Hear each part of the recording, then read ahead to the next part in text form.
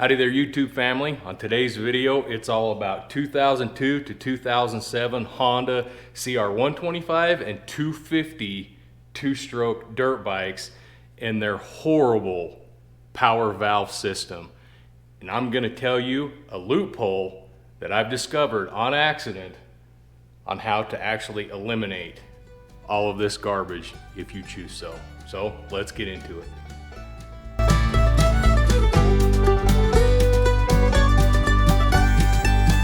So for the viewers that are new to the channel, this is my 2002 CR250 that I've been building up the last couple years.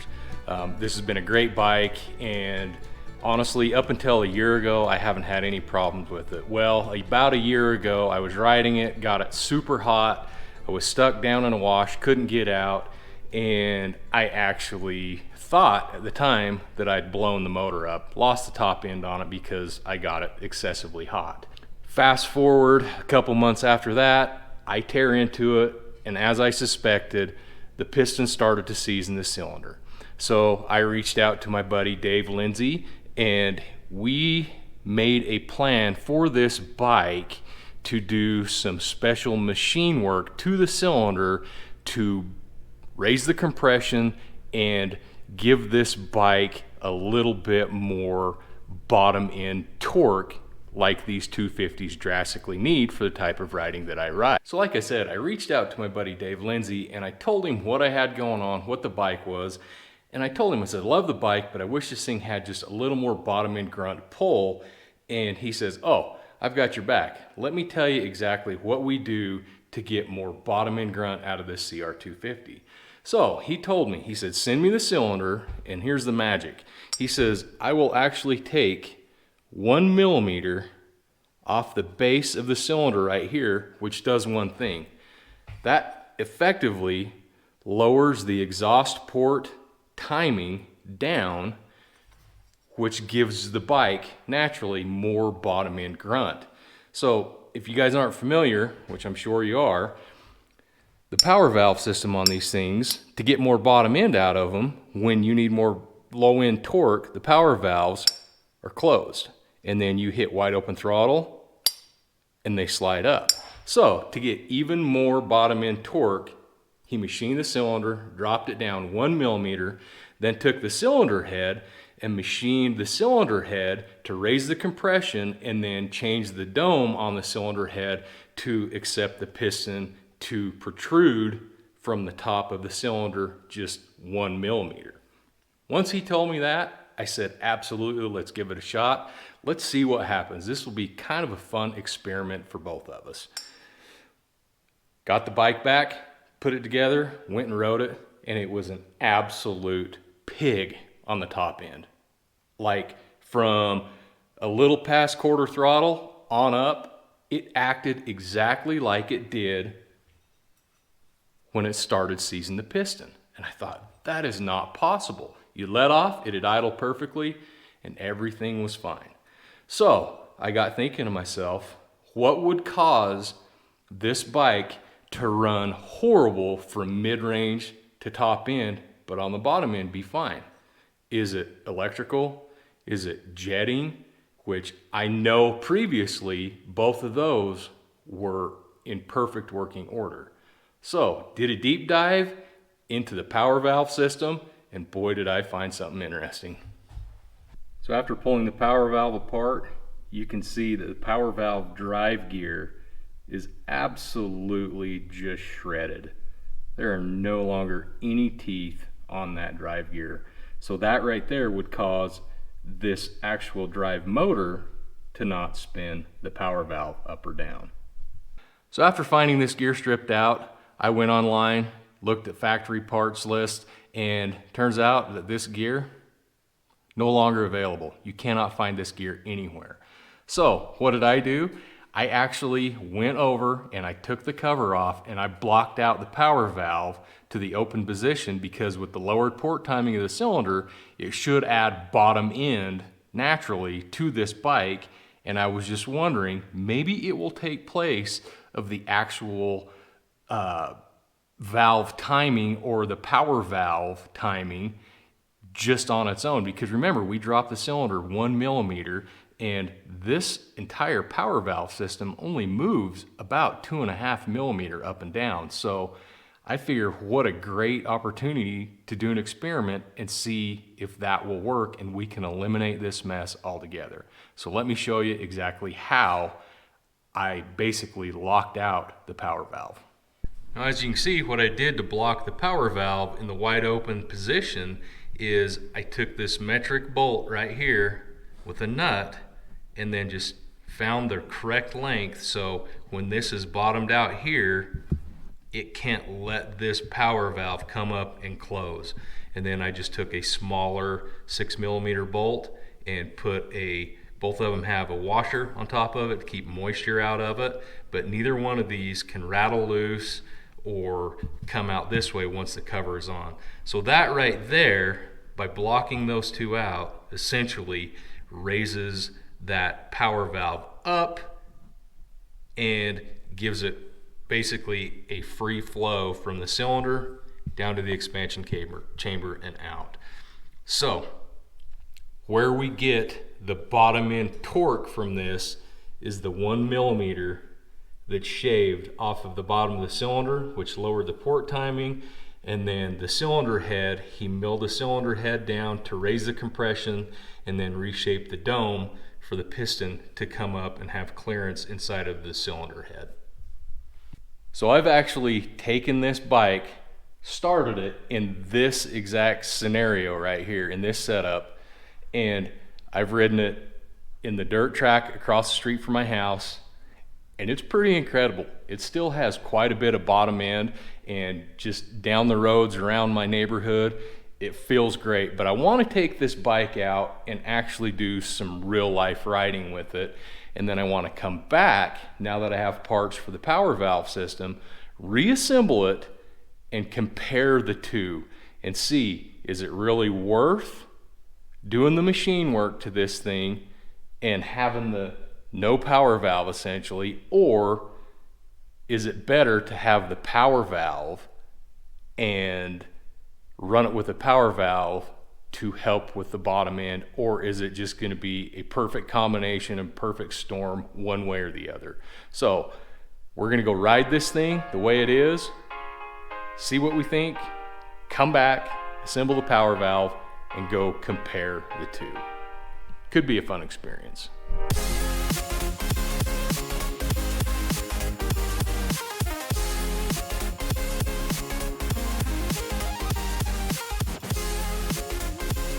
$250, and the power valve is mechanically open right now. It is not functional with any of the power valve relay or anything like that. So let's go ride this thing and see how it is off the bottom end.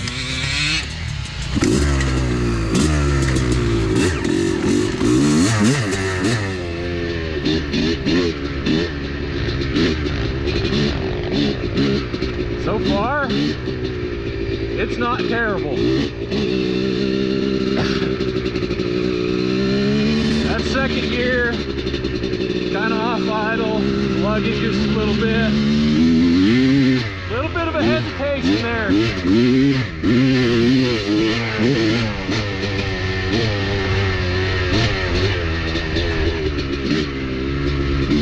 Definitely tell the transition between off idle to half is very noticeably more two-stroke, 125-ish, but it's not horrible.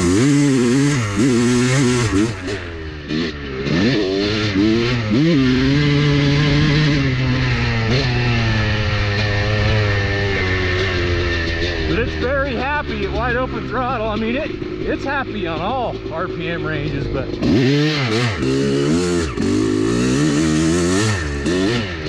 it's not bad. Definitely needs something. So let's go ride it for a couple hours, see how it is.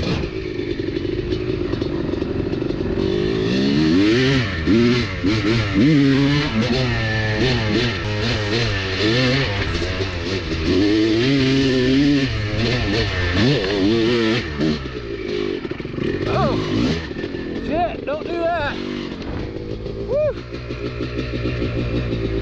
I better pay a little better attention.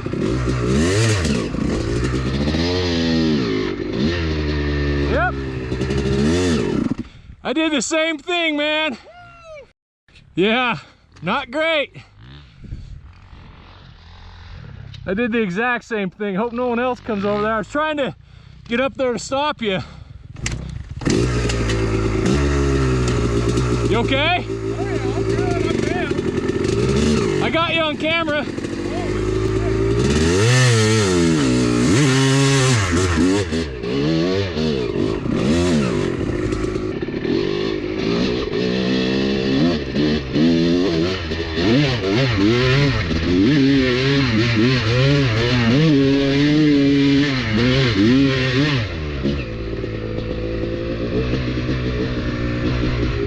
I don't know, this thing runs pretty darn good. I really like the raised compression on this thing.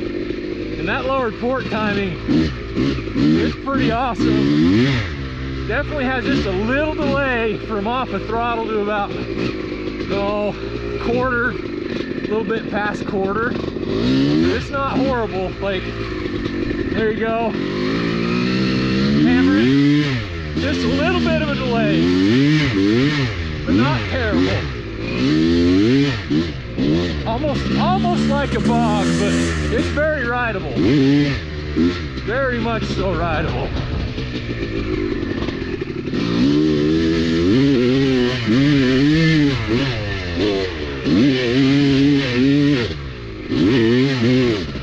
Wow. Definitely using the clutch a lot more than I really should, but you gotta remember, I haven't ridden this bike in about a year, and I've been riding my Sherco 300, so I don't know if I'm comparing this to that Sherco 300, just an absolute tractor on the bottom end. So I'm not sure, but see, it pulls, it lugs, it still lugs. Go down. Oh yeah, I got it on video. Oh good. I was on the backside, all I see is. I did the same thing. He followed me. Oh, I didn't realize you did. I didn't Yeah. think you fled. I was turning around to go stop him and I looked up and here he is. Boop, I got it on video. I was like, oh shit, I just saw hard fled.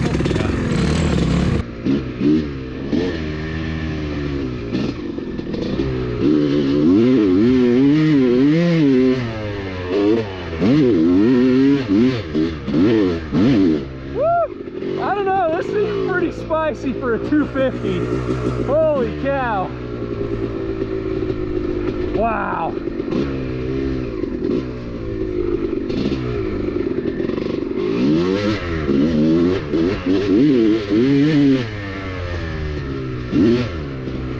Hey, come here.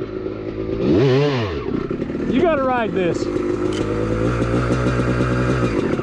You gotta ride this thing. All right, I'll ride the old sister. You might have to, well, you'll figure it out. Yeah. She's spicy for a 250. Really? Yeah.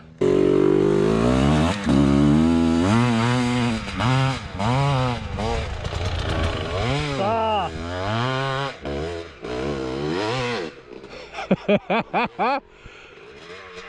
That little bugger comes on the pipe hard. Yeah.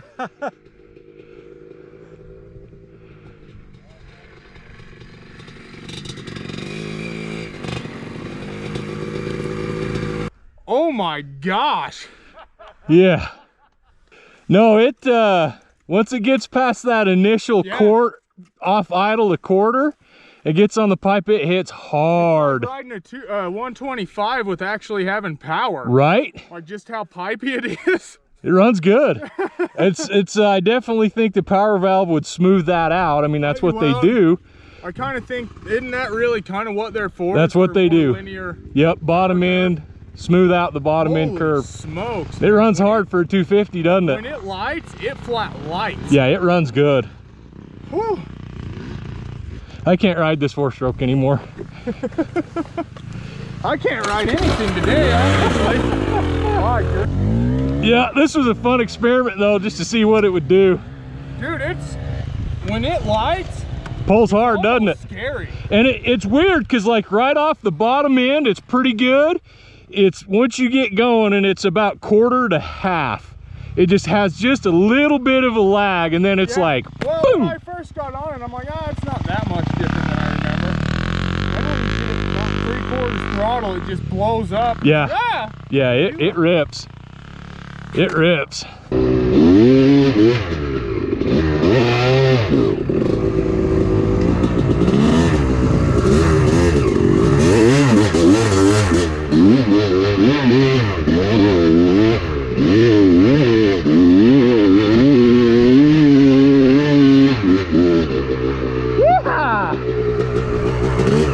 Yeah, this thing gets on RPM.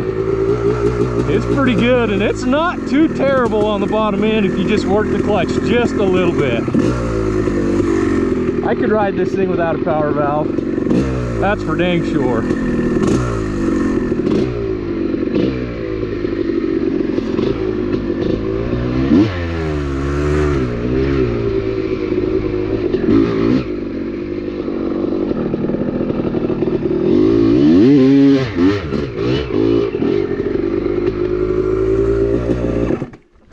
Good, Kev. Oh, this thing runs hard. That was pretty sick. You got on it and it just opened up. Yeah, this thing runs hard.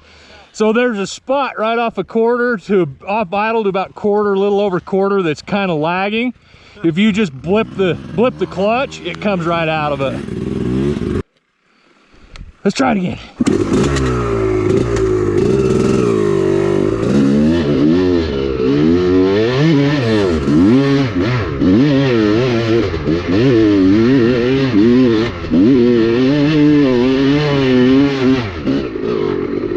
Yeah, that thing's awesome. What a fun bike.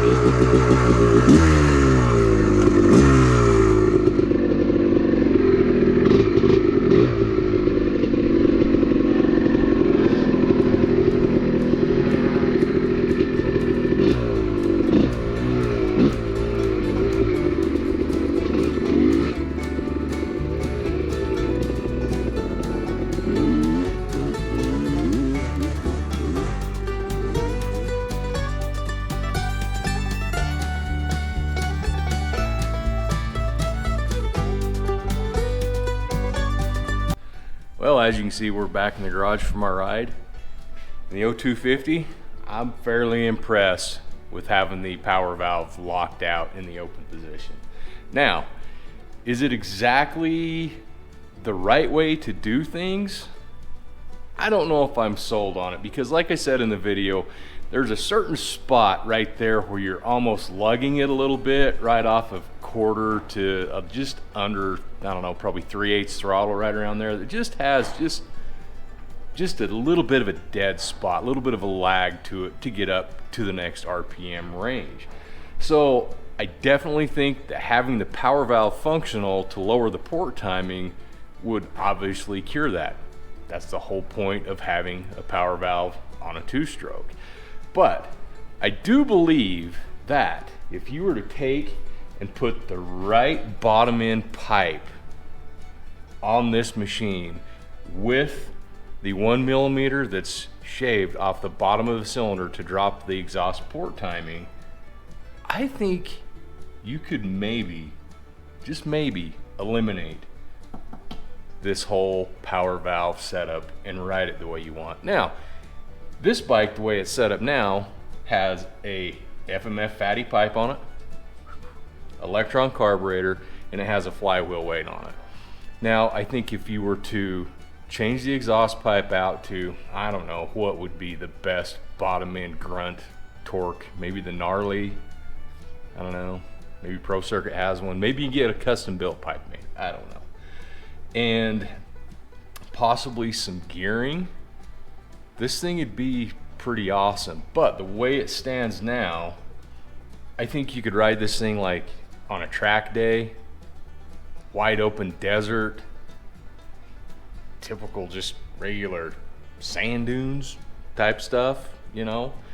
The difference is there's going to be a few spots where you're going to have to nail the clutch just a little bit more than you probably wouldn't without it. without the power valve system. So that being said, this was a fun experiment. I'm gonna go ahead and I'm gonna throw all of the new cables on that I got and the rebuilt power valve solenoid, servo, whatever you want to call it. We're gonna go back out, we're gonna do the same ride and see what the difference is. But you guys are gonna have to wait for that on another video. So as always, thanks for watching. We'll catch you next time.